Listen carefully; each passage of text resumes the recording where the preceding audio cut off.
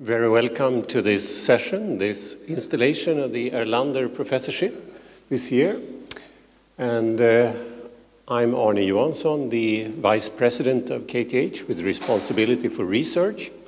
And I wish everybody here welcome for this installation and interesting talks that we are going to hear today.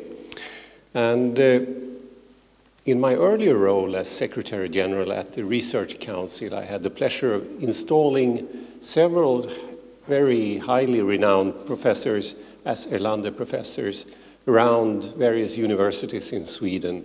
So this is a very prestigious guest professorship, and I'm extremely glad to see that we have now, this year, one such Erlander professor here at KTH. And these are professorships with high ambitions in academic research, and KTH is trying to push the academic standards and are advancing actually on all the international ranking lists around the world now and approaching 100th place on the top rankings, and actually number 34 at present among the engineering and science universities. And this professorship, of course, is one of the things that we also hope will increase the academic environment, improve that. And he's coming to a school that in itself has very high ambitions. So I know that we've just visited that from the group, from the leadership of KTH, and had an impressive presentation of the academic research there. And right now, we are going to hear an installation. We're going to get a presentation by the Secretary General for the Science Council for Natural and Engineering Science at the Research Council, Lars Klo. And I'm not going to explain where John Baras is coming from. So that is very complicated, so I will leave all that to the Secretary General, Lars Klo, and just wish you all very welcome to KTH in this session. So please.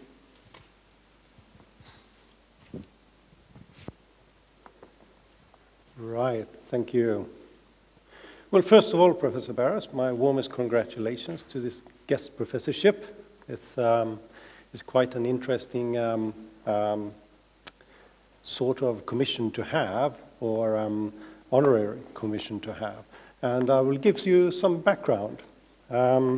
These Tage Erlander Guest Professorships, they are enable prominent professors at other universities to spend time at Swedish universities, and in particular in mathematics and natural sciences and engineering sciences as well. And it was set up by the Swedish Parliament in 1981 as celebration of the 80-year birthday of Tage Erlander. Tage Erlander was Prime Minister in Sweden for 23 years, 1946 till 1969, which is quite amazing.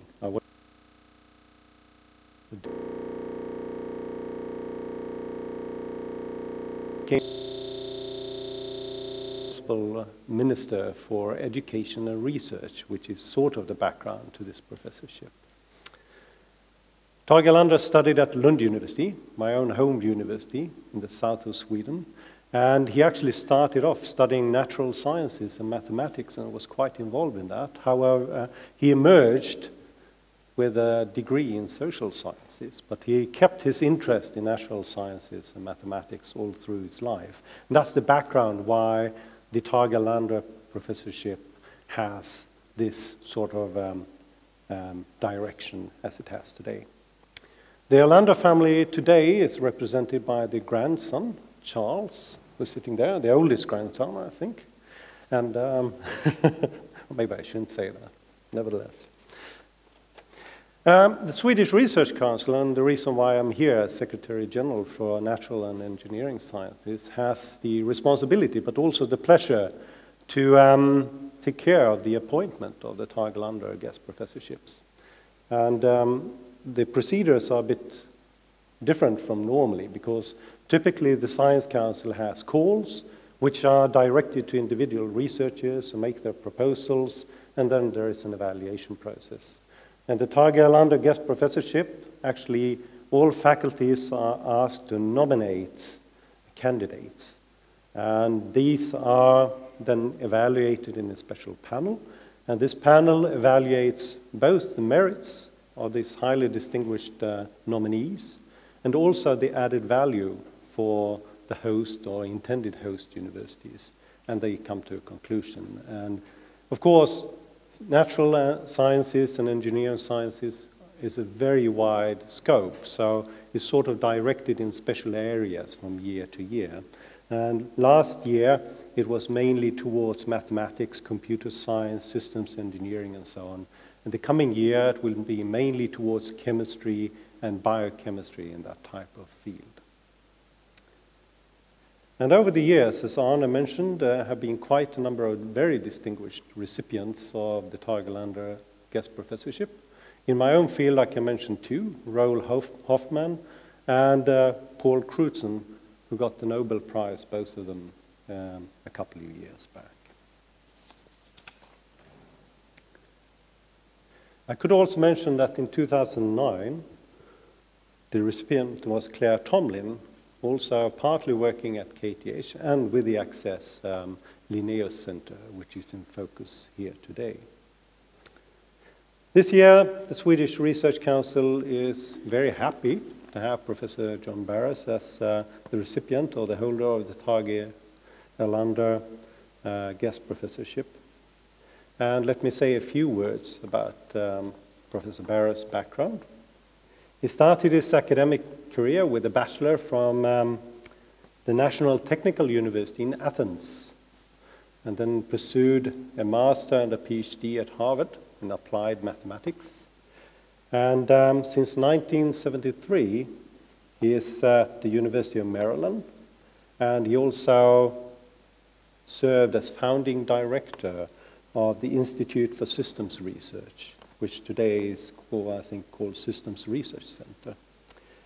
And Dr. Baras, or Professor Baras, has also been the director of the Maryland Center for Hybrid Networks. And he has an extensive track record in collaboration between researching organizations, government, and industry. And that will be part of his commission while here as well, bringing the activities of several universities together and with industry as well. Professor Baras has many awards. I will not read them here, but he is fellow of the IEEE. He is a member of the IEEE Systems Council and also a member of the Swedish Academy of Engineering Sciences, which is good. And I know Professor Baras has many close contacts with Sweden since the 1970s.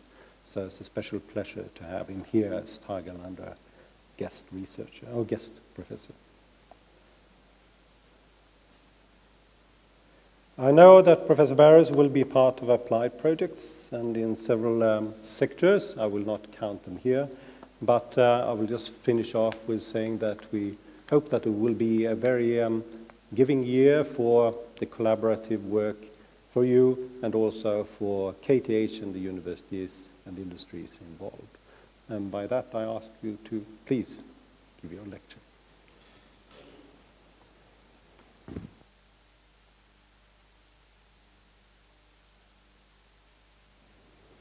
Can you hear me? Can you hear me? Thank you.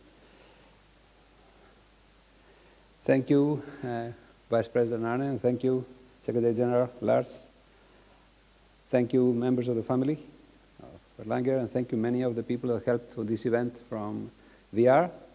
And also, I'm very happy to see so many friends here since I have been here so many times, especially from the various groups I work with.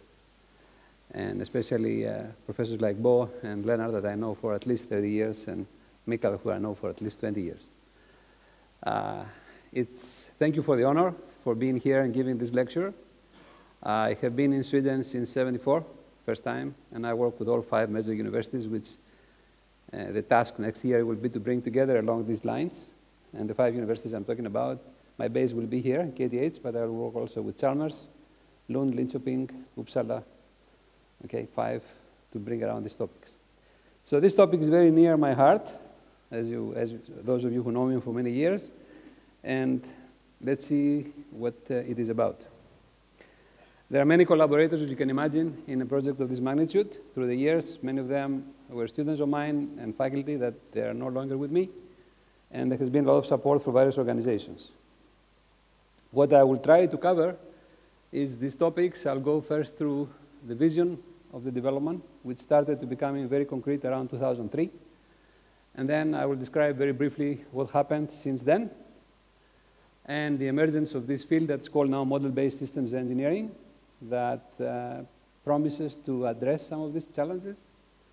And then I'll give examples in various areas. I'll try to stay away from mathematics and try to give you more the essence of what we're trying to do. And I'll close by a few slides talking about where we go from here, in particular and exciting areas like the new initiative in the US that's called Digital Design and Manufacturing Innovation, and then the democratizing of manufacturing and the crowdsourcing of manufacturing, and what we're doing in perception and cognition with robots and co-robots, which are collaborating humans and robots. And I'll also give some remarks, since I'm in Sweden, and you have such great interest in medicine and pharma, about what's happening in personalized medicine. So the first two slides are from a lecture I gave in 2003, and they tried to pinpoint what is the role of information technology and the impact of information technology in engineering. And at that time, we had several of the things that we now have too many of, like wireless phones. We had chips and cameras, miniature cameras on chips. We had smart houses. They were starting to appear with many sensors and so on and so forth. Today, they are more common. We had cars with 70 chips on them. Now we have cars with 140 chips on them, and it's keep going up. And we even had implantable sensors that they were wearable to measure various properties and characteristics for medical treatment. So that's one side of information technology, meaning components, gadgets, chips, software, that they are today everywhere, in everything you touch. The other side has to do with the tremendous advances in computer-aided design tools to design these things, right? So the examples I took here are from the Cadence software about designing VLSI, where we can actually sit down, use programs, draw literally the circuits, and identify their components, send them over the network to a factory, and we get back a real chip that works, and we can put them in devices. So these are the two phases of information technology I highlighted and emphasized in 2003, that the prediction I made, because that was the basis for our institute that I founded in '85, they will really revolutionize how we think about systems and how we think about products and services. And one of the key ideas was this representation I have here, that we have to understand the system behavior, which is trying to answer what the system does, and the system structure or architecture, which tries to answer the question what the system consists of, bring them together, design the systems, and then implement them. And then there are other examples of this. For instance, in microelectromechanical systems, for those of you who have iPhone, the iPhone has a MEMS accelerometer, and we'll talk about this more.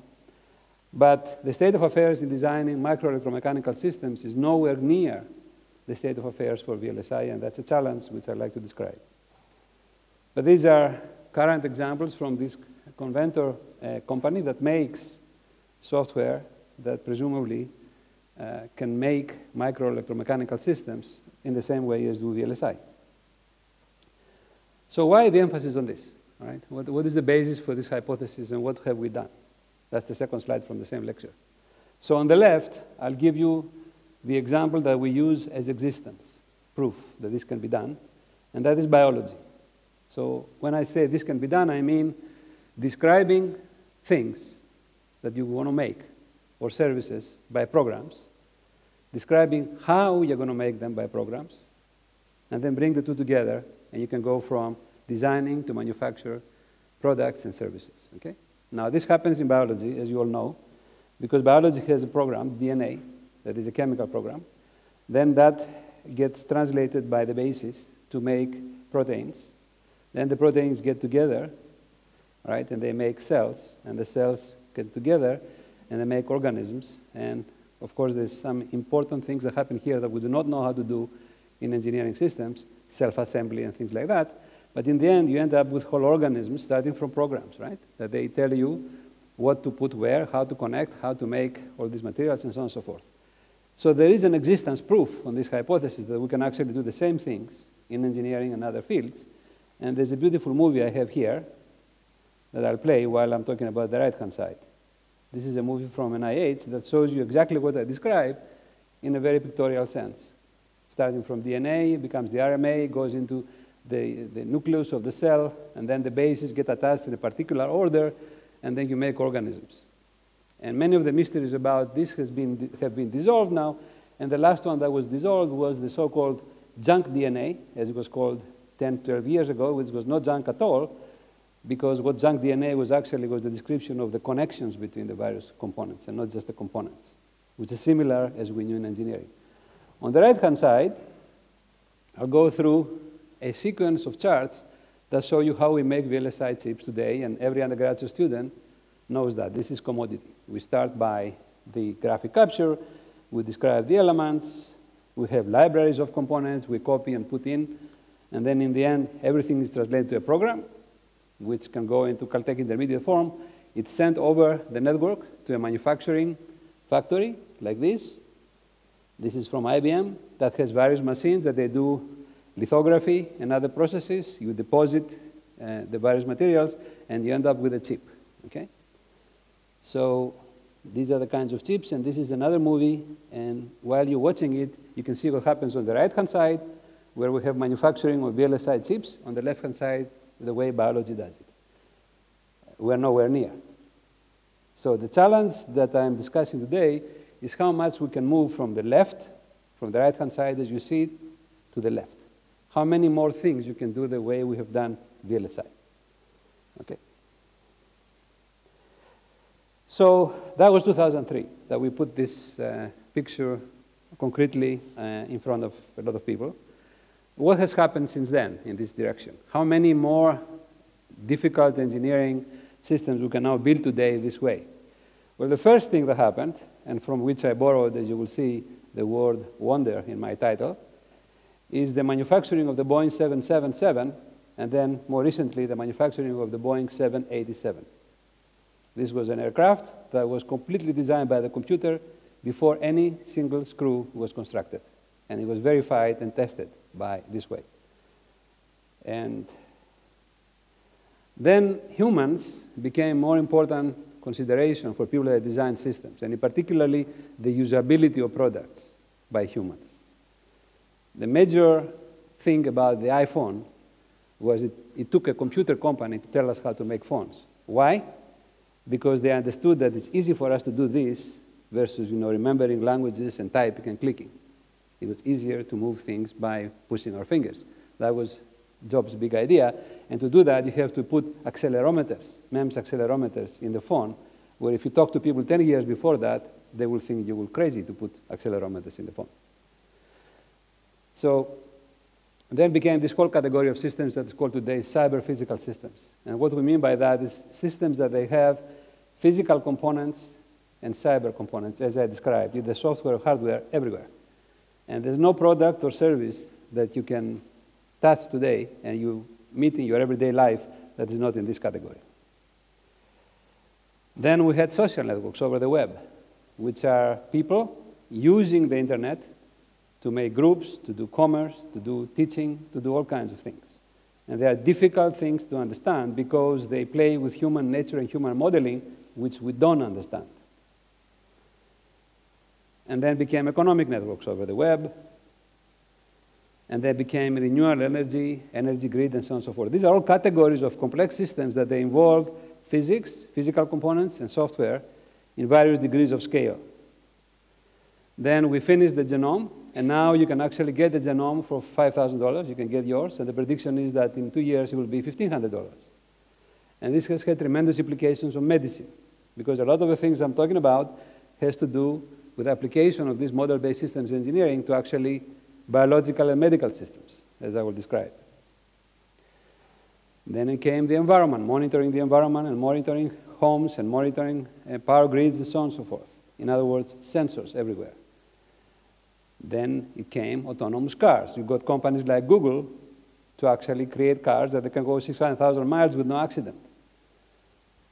And then came the cloud and big data. And then came health information technology. That is the only solution that technologists have proposed in order to control the costs of healthcare and improve the quality. And then it became the last one item I will talk about, crowdsourcing and manufacturing. Making everybody capable of making things, very complex things. And I mean everybody, not just the engineers. So the first thing I want to discuss is the Boeing. And you can see where I stole my word wonder. Okay? This is an article that appeared in 1995 in the IEEE Spectrum. And it described the marvelous process by which Boeing abandoned the way of doing aircraft that they were used to and did everything by modeling every piece of this aircraft, from the wheels that it lands, to the wings, to the avionics, to the electronics, test it, validate it, and then build it. And if these are things that I took as a quotation from this article that we actually used to teach. So if you look at the lower hand side there, it says that Boeing had to abandon the way they were doing aircraft and go this way. This involved about 50 at least companies from all over the world, a tremendous number of engineers, and a tremendous number of computers and software. But they did it. And they were able not only to make the aircraft, which was the most powerful and most modern at the time, but they were able to testify and to verify it in front of the federal administration that checks aircraft in 1/3 of the time because of the tests that they were able to do when they were designing it. And that completely changed the way aircraft were designed, both in the US and here. This was to some extent the genesis of what we currently call model-based systems engineering, the success of this program. The problem with the way they did it at the time, it was that it was too expensive and too many people. And then everybody realized, I want to do this for everything. I want to do it from phones to networks to service and so on and so forth. And that meant that things had to be developed to make this feasible. Then came 787, right? The new aircraft, the Dreamliner as it's called. Two major innovations in this. Again, made possible because of model-based systems engineering. The wings became composites. When Boeing first proposed to make the wings of the aircraft composites, people thought the people were crazy because the composites may be brittle and they may bend too much. Okay? Boeing persisted. And this showed a remarkable connection between the structural engineering that goes in the wings. The wings bend from end to end in the test 38 feet. Imagine. And they don't break. At that time they break when they reach about 38 feet, which is remarkable flexibility. And because of the new flexibility, the control algorithms that the autopilot that runs the aircraft had to be modified. When they did it together, they were able to do it in such a way so the maneuvering of the aircraft became tighter, so they needed less space to take off and land, which helps because we have congested airspace as we have congested urban traffic. The other innovation was they made everything electric. This is the current trend of platforms where we have all electric cars, all electric homes, all electric aircraft. The reason for that is, for those of you who are not electrical engineers, I apologize, is the most efficient form of energy that we can transform from one way to another. But that meant that this aircraft, which was energy efficient, had this kind of network on board. That is a power network, a power grid on board the aircraft, which feeds the engines, feeds the air conditioning you have in your seat, feeds the communications, feeds everything. And that network has to be managed according to constraints like what can you turn on, what can you turn off, and so on and so forth. The only reason I'm putting the graph there is not because I am expecting you to remember it tomorrow, just to show you how complex it is. And that it's impossible for anyone or any group of people to do this on the top of their heads, and that's why you need these very advanced tools of systems engineering, which I'll talk about. Then came the iPhone. The iPhone was remarkable because it was very user-friendly, but then it connected everybody. And then there are various uses of the iPhone, like the one I saw here, where you put on top of a robot, and you can run the robot around. Or you can use it, students use it to control quadrorotors for robotics and so on and so forth. So, and talking about complexity of systems, the systems don't have to be very, very large to be complex. This gadget has about 800 components in it. That's why I took these pictures that show you what's inside of it.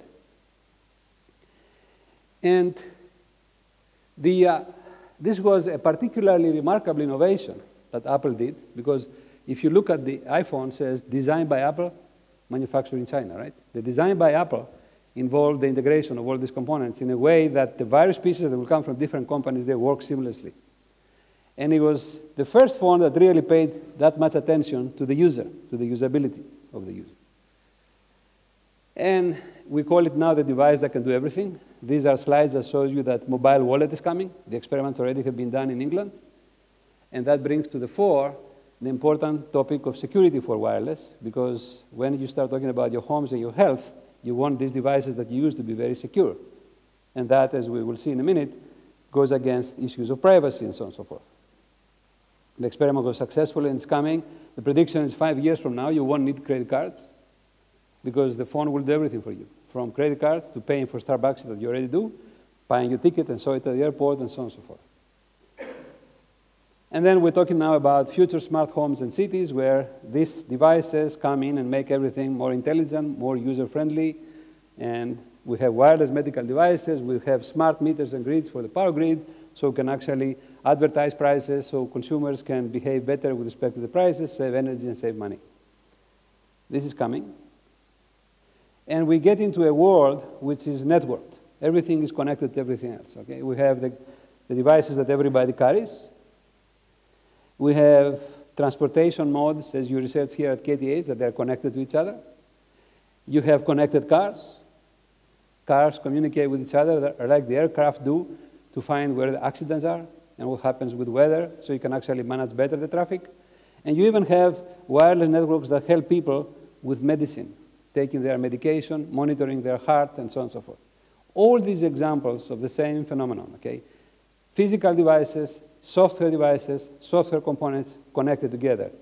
The challenge is, how can you design those according to specifications and according to budget and time, and how can you design them in a modular way so you can actually verify what they do, like we have done for VLSI, like Boeing did for the 777, and like Boeing did for the 787.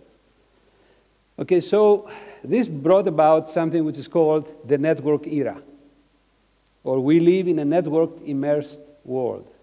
That means the humans are not anymore outside the system, watching the system, in particular the network. They're part of it. There are cars today that they are designed to take into consideration particular classes of humans, that they may have particular needs. In the network immersed world, we have networks which connect everybody with devices. You've heard of Internet of Things, right? And this allows all these sensors and actuators and the humans to be interconnected in a huge network. And actually, there's not one network, there are many. They interact with each other. And this creates the possibility to have building energy management systems, automotive safety and control, to have management of traffic flows, distributed health monitoring, and smart grid. Huge challenges. We don't have a very good way to design the systems so that you start from the specifications, you create it like they did with the plane, and then when you make it, you can easily satisfy the constraints and the requirements that you put. Okay? So let's see how much progress we have made. So these are examples of cyber-physical systems. You have aircraft, robots, transportation, buildings, and so on and so forth. So our research in the last 10 years, since 2003 till now, as it is the core research item in our institute, has identified, in particular my group, these 4 challenges. The first thing you have to do as an engineer is you have to develop models of these systems, right? We cannot do anything without modeling. This is contrary to several papers you may have recently read, that this is the end of modeling and this is the end of big data. Not so fast, because you cannot do anything with big data if you don't use particular relationships of the data to understand them, and that actually creates models. So we're completely opposite to that view. Second, you have to create these models so they can accommodate different physics, chemical engineering, electrical engineering, mechanical engineering, business aspects, mathematics. Much, much more difficult than the modeling of VLSI circuits where you only had to worry about silicon physics, right? Here we have a lot more different physics to worry about. Then you have to link these models with some method and tool to be able to ask questions. What if? What if I change the brake pad in the car? How fast I can stop now, right? This is the analogy of changing the wings in the aircraft. Because when you change the wings of the aircraft, is if I go to your car and change the material on your wheels. If I make it softer or harder, you're going to have to change the way you drive, right? Otherwise, you're going to crash. That's exactly what happened with the Boeing 787. They had to change the control algorithm because the wing now was more flexible and changed the way it was turning. So I have to have what we call design space exploration tools. I have to be able to ask questions. What if I change the battery? Would I change this? What effect this is going to have to a particular aspect of the system? And this has to be done in such a way so that engineers and scientists of different disciplines can cooperate, because the systems are of such complexity that no single discipline can handle it, no single brain can handle it. So it's a Tower of Babel. The mechanical engineer and the chemical engineer and the electrical engineer or the medical doctor do not talk the same language. How can we make them cooperate? It's a huge challenge. The third is to try to develop similar libraries of components like we have now, and you all know if you are designing VLSI chips, of components. So I can go make my schematic, click, pick a component, click, pick a component, and they work. And I want to have such components in such a way that they are compatible with the traditional way that people have done these things. Because the companies that they make automobiles, sensors, and so on and so forth, they're not going to say, I'm dropping everything I have done up to now, and I'm going to follow your way. Because they have been in business 50 years, 100 years, and they have already drawings and plans of making these pieces. So you have to have a way to connect to what they have already in their databases. And this is not easy. And the last, which is the challenge for the first three, we have made advances which I described, and we will do more here together next year. For the last one, which is the biggest thorn, is we have to have a way to translate words that describe requirements. I want a car that is comfortable. I want a doctor that is good. I want a medicine that is effective. These are words. How do you translate those to representations? And using languages so that they can be represented as either constraints. The thickness of the metal of the car has to be between 2 millimeters and 3 millimeters. That's a constraint. Or the efficiency of the car has to be that much, and so on and so forth. And then in such a way so you can go from the words to the components, allocate the requirements in such a way so you can more or less test them automatically. So when the various companies bring the things together, you put them together, they know they click. This is what Boeing was able to do with at least 50 companies. Okay, this is called traceability and verification. These are the four major challenges of model-based system engineering today, and we understand more or less what to do in the third, and we start understanding what to do in the fourth. And I like to describe this. So this is going to become a little bit more technical, since there are technical people in the audience, but I'll try to make it as easy as possible. The first challenge, and this is from my colleague Janos Stepanovic from Vanderbilt, we work together in a project on this area, has to do with exactly this problem of building models when you have different physics. So here we have electrical domain, mechanical domain, hydraulic domain, thermal domain, and each one there's a picture. Okay? For many of the systems that I described, you have to do that. First, for the aircraft, you have to have Navier-Stokes equations, right? Plus the structural characteristics. And you have to do it in such a way so that it can be composable, so I can take pieces and put them together, and you have to verify it, right? So this is a big challenge to put these different physics models together to work in such a way that a lot of people can do it. Now, behind this is an even more difficult problem, because in many of the systems, we describe them by various kinds of logics, right? In physical design, there are logics. What are logics? They are the constraints. For instance, if I have a chip, it says that I cannot put various components near each other because there are thermal constraints. The heat is going to interfere. All right? If I have a telecommunication network, I have to satisfy certain constraints for propagation. This translates to logics, to constraints. And I have to do that at the physical device. There are logics which are easier to understand in software. When I write a program, there are rules about how I write a program because every program has to satisfy a logic. When I go to these different programs and different physics, the logics are not the same. I have to be able to make them understand each other. And the third one is I have to have system platform design where I put all this together, and they have their own ways and equations of describing them. So in addition to the front-end physical integration, which can be done from finite element or other things that you engineers know, we have to have a logical integration at the back end to be able to go from one field to the other. These are major challenges, and we have made quite a lot of progress in this direction. And this is what we teach. So let me go through it so that we can understand at least the elements. And these are the pieces we teach at the master's level program. And hopefully, we are thinking about examining a course like that here in KTS next year at the graduate level. I'll talk about undergraduate later on. So you start by basically describing what is it that you want to make and what requirements you have. I want to build a car. I want a car which is inexpensive. I want a car which is comfortable. I want a car which brakes well, and so on and so forth. You write this down. Then you create what's called use cases. You describe scenario of the use of the car. The car is going to start, it's going to run, it's going to brake, it's going to stop at the red light, etc., etc. And you use these use cases to create two block diagrams. Block diagrams are diagrams that they connect components in a way so that you know if a component is a piece of another component, and so on and so forth, right? But you need two, not one.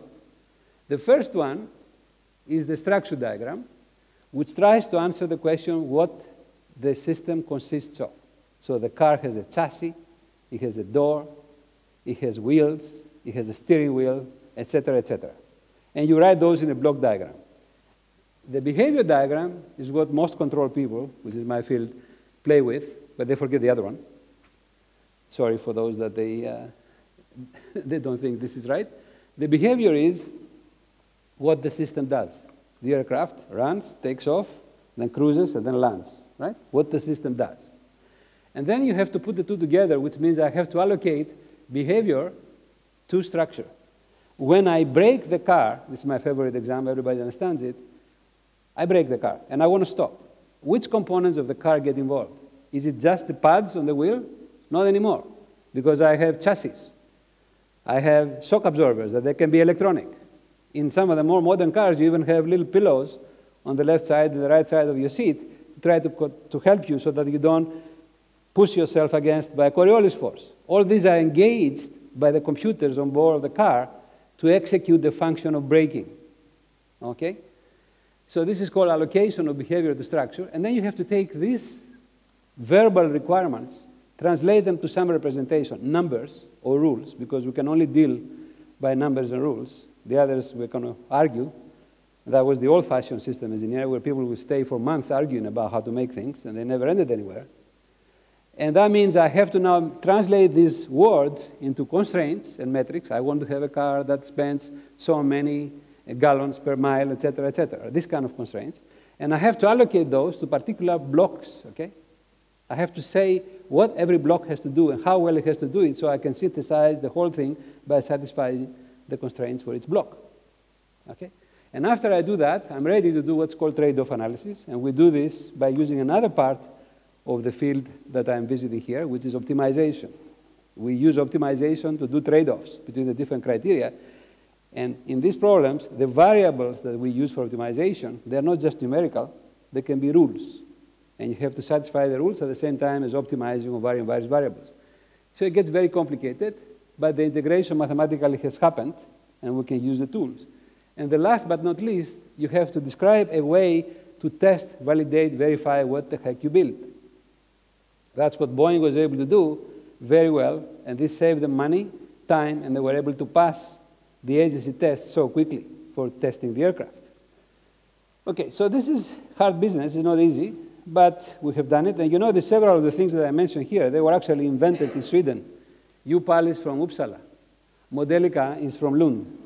And the reason I'm coming here is because, to some extent, I have to say, you have more or less all the components needed, and all I have to do is bring it together, and hopefully we'll see if I can do that, okay? So far, things are going very well. So there is a language that has been created that describes the systems, which is called systems modeling language. Again, I apologize for the non-technical people. But this basically, as you can see here, has different block diagrams. It has a block diagram for behavior or structure, and then it has two new diagrams that were introduced, the requirements diagram and the parametric diagram, to help you allocate these parametric things to the blocks and the requirements to the blocks, so you can actually connect there with other softwares. You can actually do this automatically. Okay, so and that's exactly what we did. In my group, we have connected to these two blocks, the behavior and the structure, And in the end, this gives you an architecture, because if I know the block diagram of the pieces of the system, how they're connected, and if I know the behavior diagram, and I know what goes with what, I have an architecture. Think about the house. I have windows, doors, electricity, and so on and so forth. What does the architect do? It tells you how everything fits together, right? And this gives you the house. Now, how many of you build a house and you never argue with your architect after you built it? I want to know. Why is that the case? Because it's very easy to make pieces, but it's very difficult to make a manufacturing of a whole system, because then you have to satisfy different requirements, okay?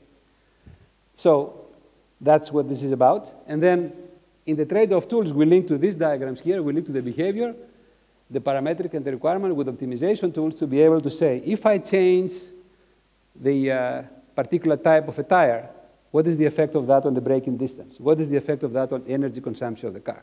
These are the kind of questions you want to answer, okay? And this is going to be answered by querying your database of possible designs and getting answers. And you have to do it in such a way so the answers come back fast.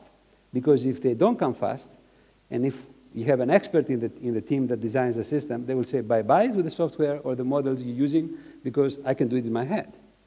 He or she won't be able to do it, but that's the perception, and then we are not succeeding in the goal here. Okay, these are the diagrams that we use. This is from the braking car. It shows you the structure, as I said, what the braking consists of.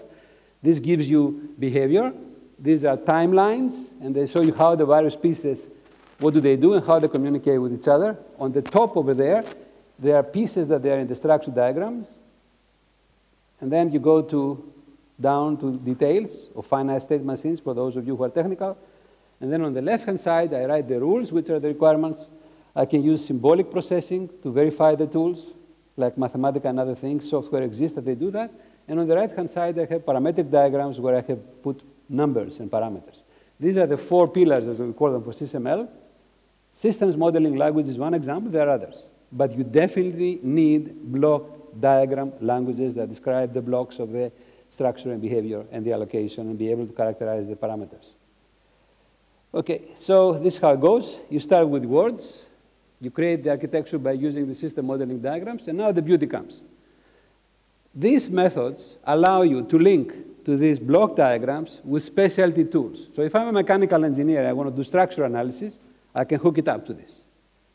If I'm a control engineer and I want to do MATLAB, I can hook into this. If I'm a communications engineer and I want to understand what happens when I send packets in a wireless medium, I can do that by using specialized systems and software that they link to the architecture diagram by something that's called building profiles and building that. And there are several that already have been done. The challenge here is to make this linkage easy. Again, because if it's not easy, and you need always the top experts in the world, it will not propagate to the average engineer. And the goal is to make this everyday business. And you can have hardware descriptions, and in the end, you have verification tools. There's a lot of progress in this, a lot of activity.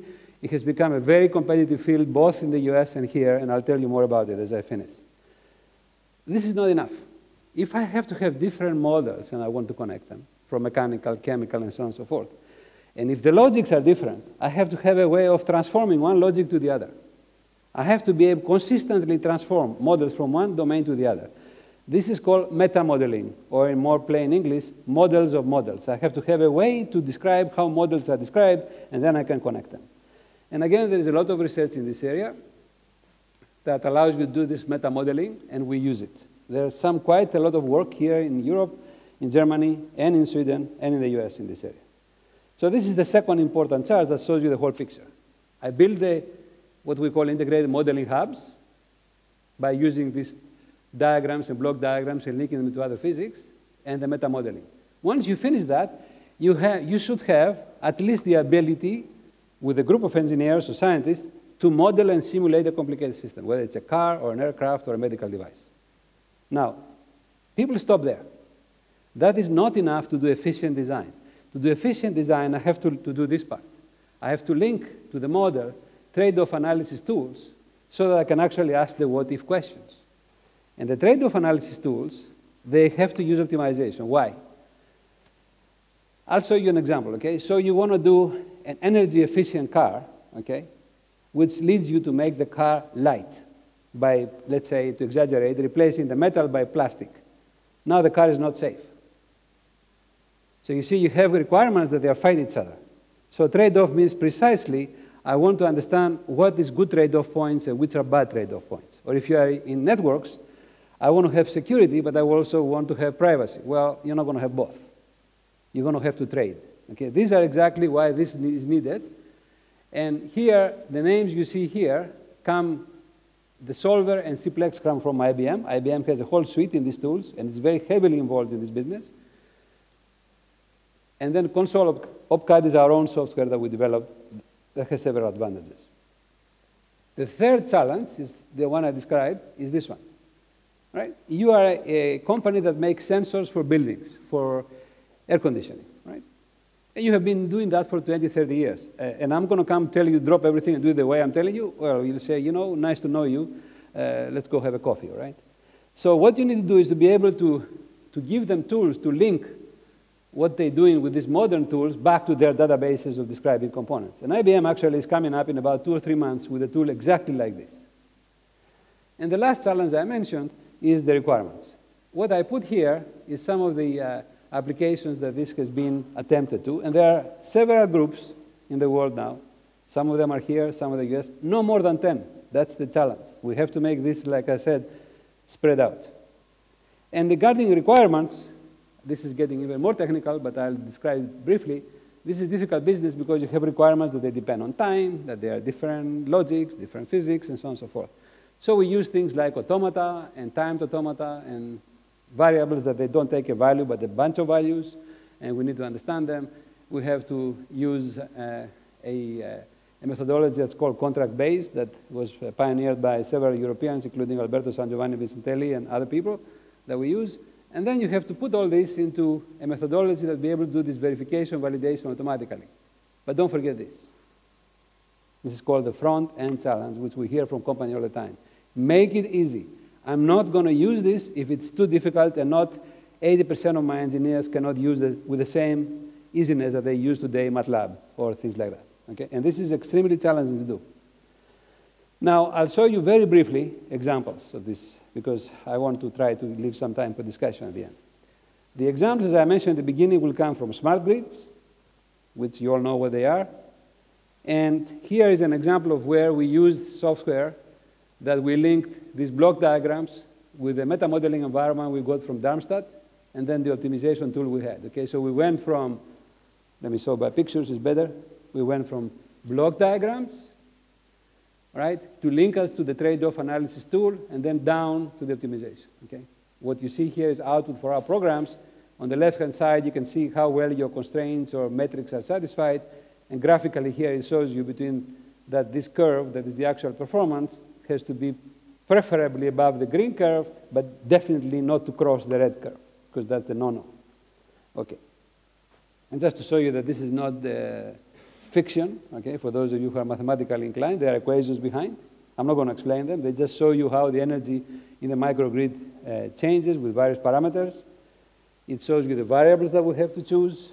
It shows you that we can even have hard constraints like when you turn a generator up, it has to stay up for a certain time because it's very expensive to turn it down. And so these are scheduling constraints. So this small, modest problem, which was done in a master thesis that won all kinds of awards, and the person now is working for General Electric in the Edison program, it was modest. It had 15 design variables, 10 constraints, and so on and so forth. But it shows you the kinds of things we were able to do. This array here with these arrows is designed to use something we call in optimization duality theory and sensitivities to show how various constraints are satisfied or not.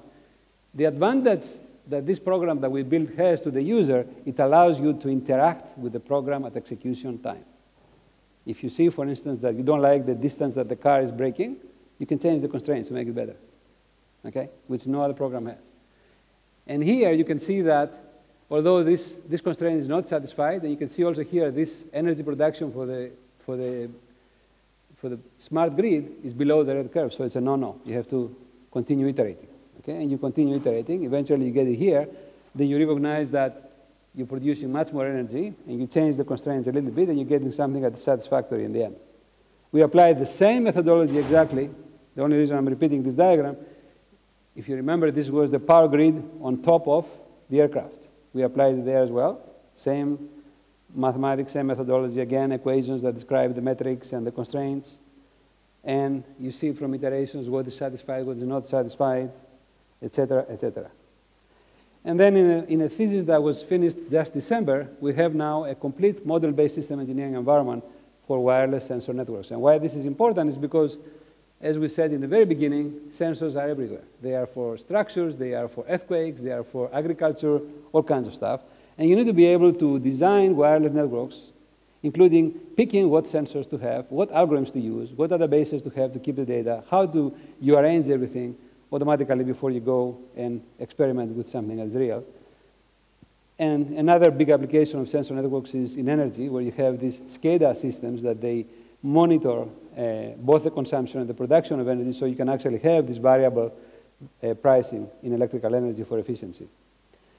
So this was the thesis of Brian Wang, who's now with Facebook, and he developed a complete environment, all right, with the dynamics of sensor networks. We tested it in several test beds, and he has, as we wanted, applications of model library, physical system model library, event trigger, state charts, dynamics, and so on and so forth.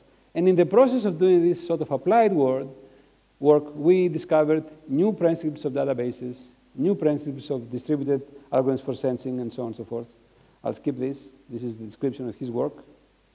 And I'll go to another area, which we plan to work here, which has to do with energy efficient buildings in some of your work, okay? So the problem with buildings is that, of course, they consume a lot of energy, but they are not one system. As you can see here, you have all these things in the system. You have HVACs, you have demonstration, benchmarking, you have building materials, and so on and so forth. It's easier to design an energy efficient building from scratch than it is to actually find how to retrofit an existing building if you have a certain budget. And that's the biggest challenge right now, to try to find out how to retrofit existing buildings for energy efficiency. These are examples of things that people have done by changing the architecture of the building. Here you see, these are existing buildings, real buildings. They change the structure to facilitate the airflow so they can make air conditioning easier. And here, they change the curve of the roof so that the little fans that exist up here, they can actually work easier to create cheaper air conditioning and so on and so forth. So you see in these examples how much people start pushing this connection between architecture and engineering to be able to actually have good aesthetics, but at the same time have good engineering, which is very difficult. And we worked on something that we have in the National Institute of Standards and Technology, which is a net zero building. This is an actual exact simulation, and there is an actually test bed of an actual residential house in Maryland. And they have the exact simulation, and if you go on the web page, you can find out how much energy is consumed, and based on the environmental conditions in Maryland, every hour.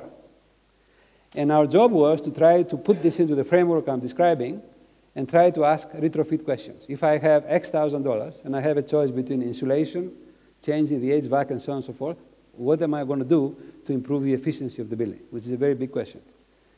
And we did this with another student, and these are examples of the same kind of results that show you how we change this, this curve that goes up and down is actually the energy consumption of the building every day, and the two curves, the two green curves, are where it has to be. This is just to show you an example of the kind of constraints you can handle, where you actually tell me, I want the behavior to be something like this, a curve, and it has to be between two curves, which are very difficult things mathematically to handle. Okay. And what we're doing now is we're linking this to the Siemens software, because we want to do the following. We want to take a building like this, and using this 4th generation software from Siemens, we'd like to link what we have done to the product life management software from Siemens. Because for us, model-based system engineering, as I explained from the beginning, is not just design. It's design and manufacture. It doesn't stop in design. You have to make things. So to make things here, you have to go and take portions of the building and ask what-if questions. What if I change the architecture? What if I do that? What if I change? What can I find out? Another application we have done something that we are very proud of is we went to robotics. You see a robotic arm. It has pieces that they move around, and it has materials. And we asked, can we ask the question, what is the benefit by changing the geometry of the arm? What is the benefit or not benefit of changing the material of the arm? In other words, we want to make geometry and material design variables. And we had success in this micro-robot. Let me play the movie. I have a colleague, Sarah Breckbrider, who's a specialist in micro-robots. You can see this robot, right? So these robots, if you see them run, they run extremely fast on the ground. And you have to design the special materials, and you have to design the power source. And occasionally what they do is they go like this and then jump, all right? Because it's not well designed. They are designed what we call on the bench. You try something, you try it again, like a typical engineer will do. We took this with my student Yu Chen Zhu, and we changed the geometry from this to this. We changed the material by using exactly this environment. This is from a poster we had. And we ended up, instead of having this, and you will see the jump here because occasionally it will go up, right? This is all exact simulations. And we're now going into this to work with Sarah to create new generation of robots that they will be designed from the beginning to have good properties and not have the phenomena that she was observing before. We went from this to this. And here, the legs, you may not see it well, they are crab-like legs. The robot looks like this versus what she had before. So we changed the geometry of the legs and the material, and this was now moving faster, and it was stable. It was not jumping. Let me move ahead. We're now moving to collaborative robots. We're trying to understand how, these are called co-robots, how I can work with robots together. And here we come again into the difficult problem of understanding humans, the big mystery. And because there are security people in the room, we are starting facing applying this model-based system engineering to understand security. And the biggest problem here is that what's called composable security. What does this mean? You take your phone, and if you talk to anybody about what is in your phone, you will find there may be various software and perhaps even hardware that their purpose is to actually improve the security, except that you cannot prove that. Except that the most difficult problem in security is to actually take secure components, put them together, and prove that the composition is secure. The theorems we have are to the opposite. They say that if you take all these pieces of software and hardware that they're secure, and you put them together, you're going to end up with an insecure system. You don't believe me?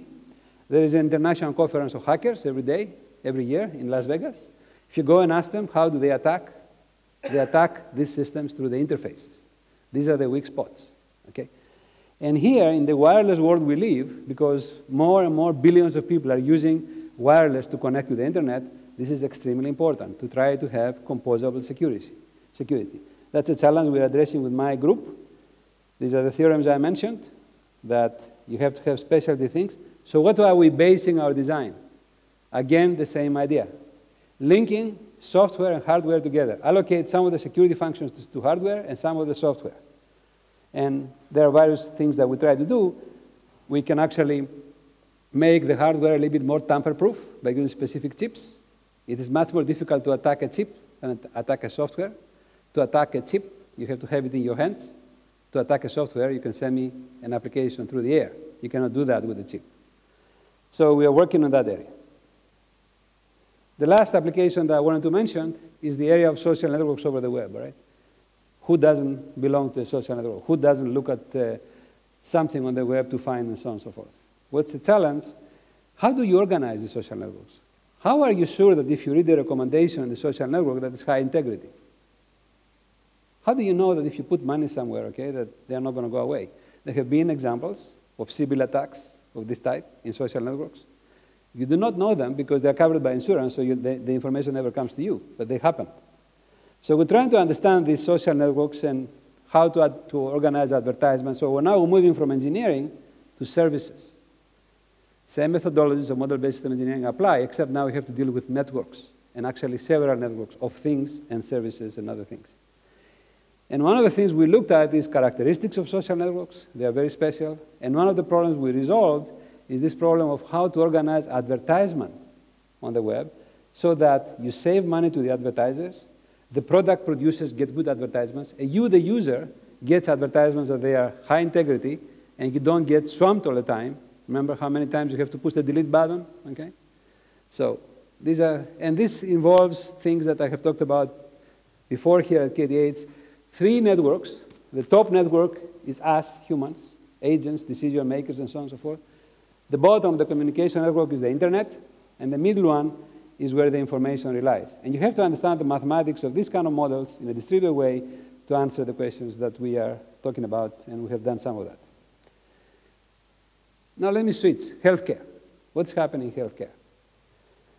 Wireless networks happening in healthcare. Okay? Intel and several companies claim that the iPhone will become a mobile lab. There's a network every year about mobile healthcare. When I first went there in 2008, there were 250 people. You know how many there are today? 4,000. And they have an exhibition hall of at least about 500 expositors. What do? They take gadgets like this and add applications, or they make small sensors so that they can measure properties of your body or medical things and transfer them to the doctor and so on and so forth. We did a study with your own academy, IVA, the Engineering Academy of Sweden, about 5 years ago. The topic was technology, economics, and healthcare. What was the #1 conclusion? You're not going to conquer costs and improve quality of healthcare if you do not involve the patient as a partner in the healthcare from birth to death. How can you do that if you don't have information in the hands of the patient? Right? So that's what this is driving all that. And you have Intel that is promoting this kind of homes. And IBM had actually test bed in Arizona to trying to have a health-connected home, as we call it.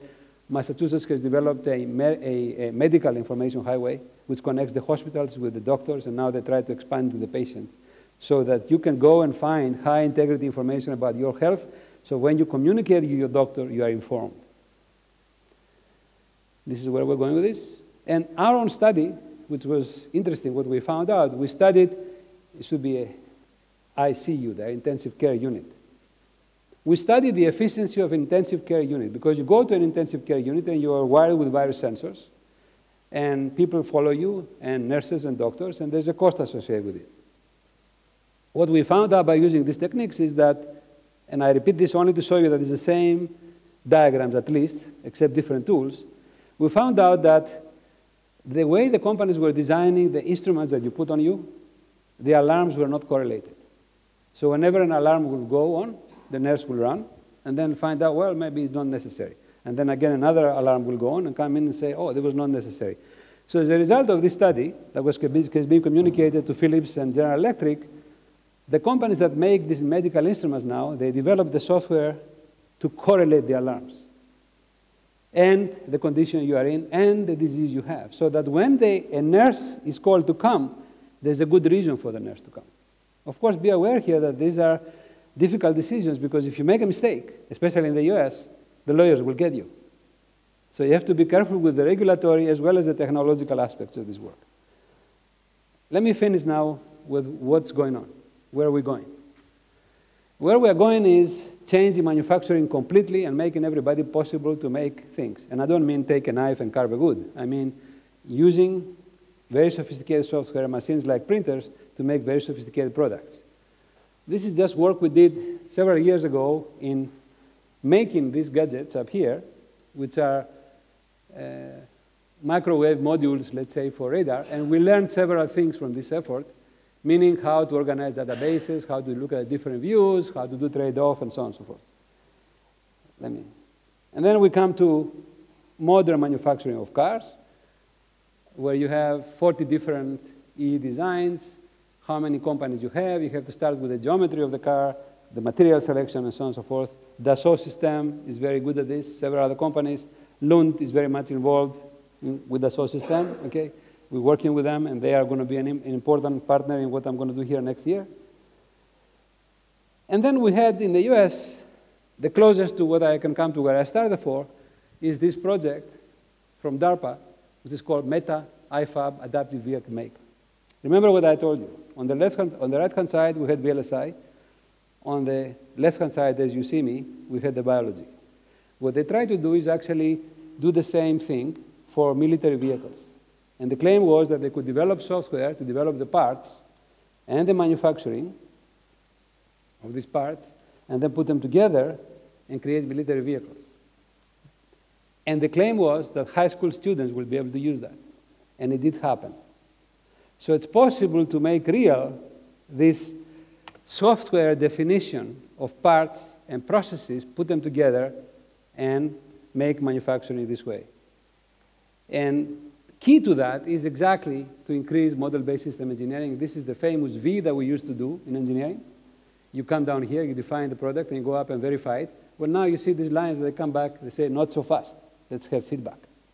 This is older version of the diagram I showed you with the blocks where you start with a description of the system, you create behavior, structure, allocate, and so on and so forth. Let me finish. February 25th, 2014, President Obama announced the DMDI, the Digital Manufacturing Design Innovation Institute, a mega project of $320 million, which is going to be industry, academia, and government, headquartered in Chicago, to try to develop manufacturing and improve it along the lines of what I'm talking about.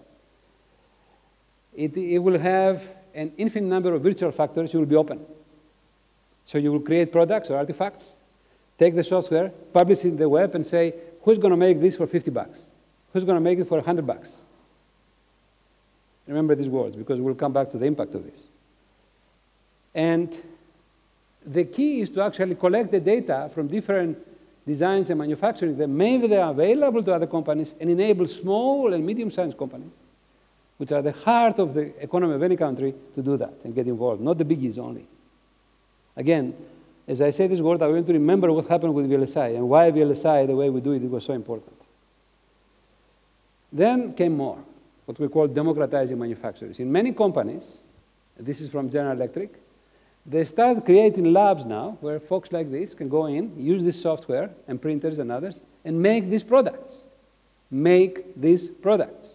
First time we did anything like that in our institute was in '88. We did this, but for which class of people? For artists. We created a class at Harvard where we gave this kind of computer-aided design tools to artists to create sculptures with this kind of instruments. How many students we got? Close to 100. Artists. So they can use actually this software, you can sketch, and you can actually make sculpture. So you can even bridge artists into that, and this is important because we're targeting architecture. You may not know that. Watch out. The next smartphone is going to come from this open sourcing project ARA of Google. If you don't believe me, you can Google it. Google the Google ARA project, and you will see that what they're talking about is making crowdsourcing. Various people will make components, and you will be able to make your own smartphone. You're going to pick the components, put together, and it will work. And they're not the only ones. Ubuntu is competing to make the same thing. It's called the Ubuntu Edge project. That means various people will make pieces, and then you will put them together. And to do that, although this is an easier problem than the ones I described, you do need model-based system engineering. Last but not least, we work with a small company, and I was amazed to find that out. There was a small company using small quadrorotors. These are helicopters, small helicopters. They have 4 things, right, that they fly. And the company wanted to use them to monitor agricultural production, to find diseases and tell the workers where to go. So the guy didn't have a lot of money, and he wanted to have UAVs, as they're called, unmanned air vehicles, less than 300 bucks. And when he went to company, he said $4,000. So he found that there is a crowdsourcing for making these things in the web. Various small groups of kids, all right, young people, do that. And he was able to get several offers less than the price he wanted. So this is happening. This is a little bit more futuristic about where we're going with robots, trying to understand how we think. And you can see these robots that they dance to Michael Jackson, right? And how to understand how the robot communicates with you. You've seen the Baxter robot. What is the essence of this work is, for those of you who had babies or had grandchildren like I have, if you don't remember your babies, they communicate with you before they can talk, right? So that means they make sensory perception, and they can do things with you. Yet the current state of affairs in communicating between humans and robots is you have to write languages, and everything has to be described in a language. You communicate with the language and goes down. So in a new lab that we created, and several people are working in this area, we're trying to break that and try to show, no, there is a sensory perception and cognition that happens directly, and that helps the collaboration. If I want to work with Lars, the first thing we're going to do, we're going to talk, gesture, argue, until his internal models of what the heck I'm talking about and my internal model of what the heck he's talking about converge. Then we can collaborate. Otherwise, we cannot collaborate. That's what this is about. And it goes all the way to understanding, you know, computers that they work away from Turing, and even to understanding a little bit the structure of the brain, because what happens in neural networks is you have, and we have a project here, right here, that's why I mentioned it, with the Karolinska, and Michigan State University. There's a little worm that's called lamprey, and you have the world expert here in Karolinska. So what we're trying to do is understand how the lamprey develops its neural network by marrying the genetic code that gets from genetics with the feedback that the neural network gets when it's trying to move around or do various functionalities. That feedback that restructures the neural network is extremely strong to organisms that they have to learn versus organisms like amoeba where you don't have to learn. So we are working on these kinds of projects to try to push it that far. As far as medicine, I've told you about all these things. Let me close with this. The biggest revolution that's going to happen in the next 5 years in medicine is in pharma. And what's going to happen is personalized medicine. And in this case, what this means is that instead of making drug A, I want to make drug A1, A2, A3, A4, A5, where the classification is according to the side effects of the drug as characterized by your genotype. To do that, you need to have chips. I'll finish in 1 minute. You have to have chips like this, which are now constructed. We had this idea in 2003. We were not able to get the money that Harvard get.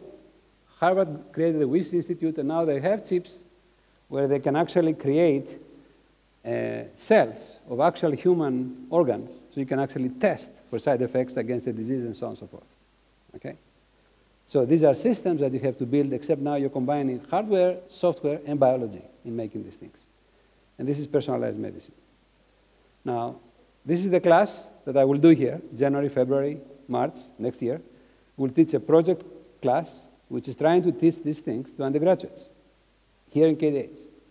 We have done it for 3 years in Maryland, and we're getting 50 students per semester, undergraduates, from all over engineering, and they have done some fantastic projects. I believe that youth is very powerful if you leave them a little bit of room to move, right, and lots of ideas.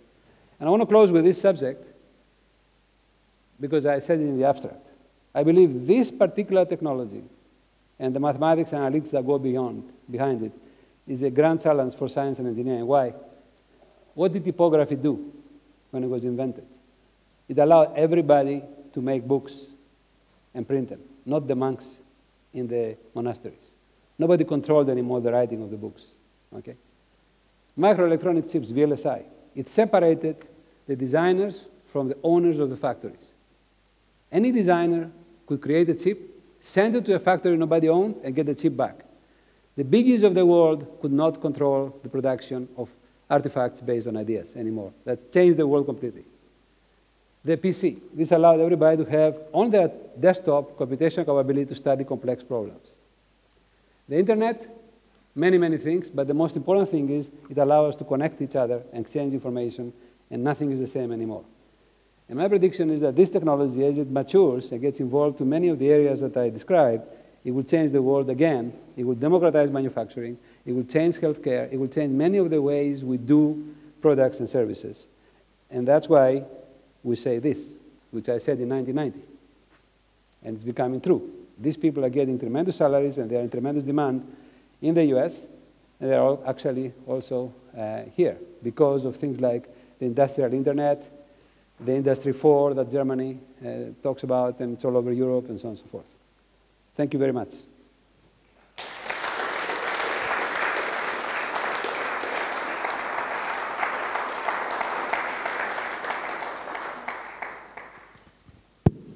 Okay, we have time for a couple of questions. Yes. Yeah.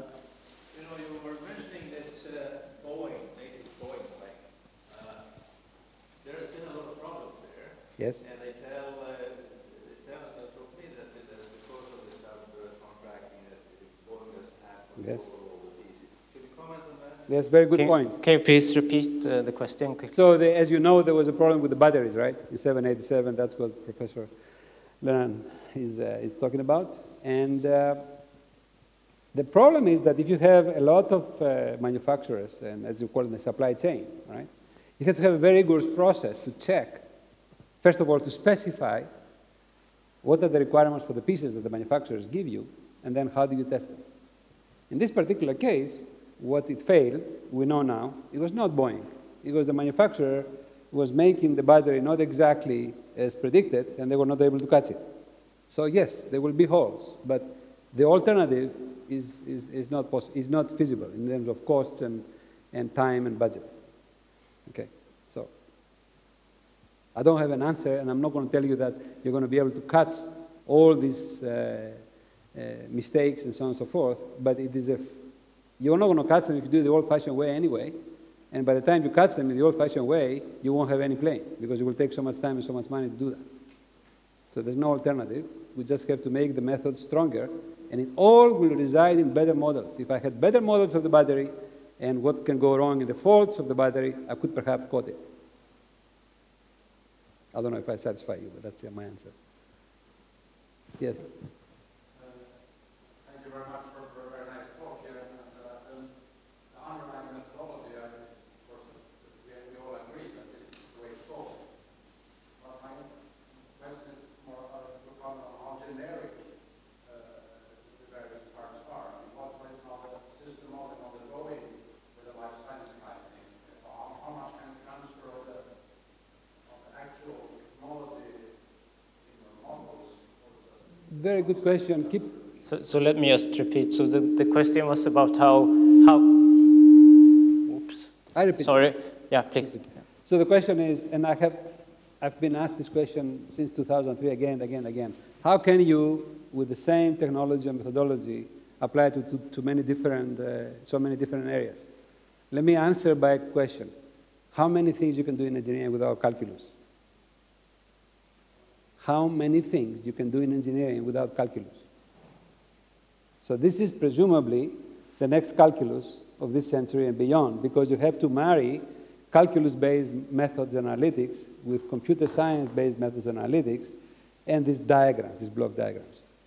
It's not going to be possible to take the same exact methodology we did for the plane in healthcare, because we have some things that are called ontologies, right? Relationships between components of one system and relationships with components of another system.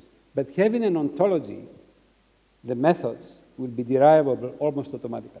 You still will need block diagrams, you still will need trade-offs, you still will need ways to check the requirements, whether that's a medical instrument, whether it's the operation of a hospital. There will just be specific instances of the same concept. So the two charts that I showed, the one which shows the blocks, I describe the system, create behavior structure, allocate behavior structure, these are the same, the specifics change.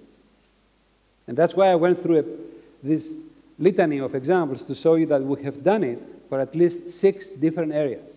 And we have done it means we've used the particular tools for the area married to the ontologies, and we were able to get useful results to the practitioners that gave us the problems. So I have a question. So the aircraft example is a very good one because it's easy for us to follow what it is. But we could build aircraft in the past too. So it's hard to tell what is the real impact. What can be done now that could not be done before? Can you mention an upcoming, partly for the aircraft but also for the future? What would be the next big thing we can do that cannot be done at all, so to speak? Well, there are people now talking about making aircraft, and actually you probably have seen them, that they have curved wings, that there are little hairs on the wings, that they can sense the airflow, okay, and they can fly like birds. And demonstrable things like that have been shown. To be able to prove that, you need to be able to do simulation of Navier-Stokes and structure before you even try to build it. Because if you try to do in the lab where you're going to place the hairs and how curved it has to be, we're going to be here until the next century. But more realistically, in the shorter time horizon. What these methods allowed for aircraft design was to make the aircraft structure lighter without sacrificing the stability and saving a tremendous amount of energy. This could not be done before. That's why Boeing, who is a major manufacturer, abandoned the way they were building aircraft and followed this new way since the 777. Can you also comment on another application than aircraft where you think, where will this have the biggest impact in the coming 10 to 20 years or so? The biggest, well, there are two. One is in autonomous cars, making autonomous cars truly autonomous and safe, right? Because if you follow the DARPA challenge problems, there was not very good integration of the various sensors and actuators, and you had instances where the cars will go and get stuck on a road and not know what to do. So in smart cars and integration of transportation, and the other one, I believe, is going to be medicine, creating ways of constructing systematically correct medical instruments to measure you and the software to link these instruments. So this dream of health IT integrated healthcare becomes a reality, and therefore allow many people, regardless of where they live, to have top quality healthcare in affordable ways. And this is happening slowly but steadily. There is actually a standard being created for software to link medical instruments, and also standards are created to design medical instruments where nobody is going to have the monopoly of the design and manufacturing. What we are trying to break by these ideas of democratizing manufacturing is free the designers from the manufacturers, as it happened in VLSI, as it happened in typography, and so on and so forth. And the benefit of that is not just the technology, but is the economy, the involvement of small and medium-sized companies, and so on and so forth. This is very fundamental. Many companies can create a prototype, but they cannot manufacture. Okay? Questions? So Okay. we'll see how much of the promise will happen next year, right? Because I have to bring the 4 major universities together. I have had discussions with all of them. They are all excited about it. But as my Swedish colleague tell me, it's easy to communicate from each university to you and then back. Let's see if they can communicate and work together directly in this challenging and competitive area, and I hope we can do that together. Thank you very much again.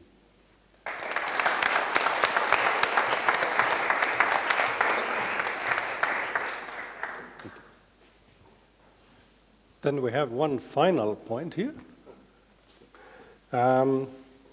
First of all, a diploma from the Science Council. Thank you. So now when you travel between the university, you can bring it with you and show that, yeah, it's me. You mean they allow me in the border? Yeah, maybe. And then some extra things which you don't need to bring with you. Yeah, okay, thank you very much. So warmest congratulations again. Thank you, Lars. Thank you very much. Hope you will have a nice year.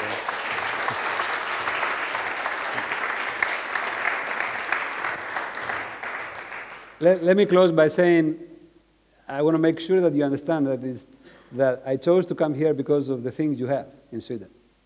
You have several of the things that we need to make this happen, and hopefully we can work together to make it happen.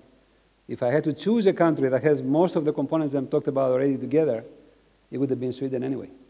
So I appreciate that very much. Thank you.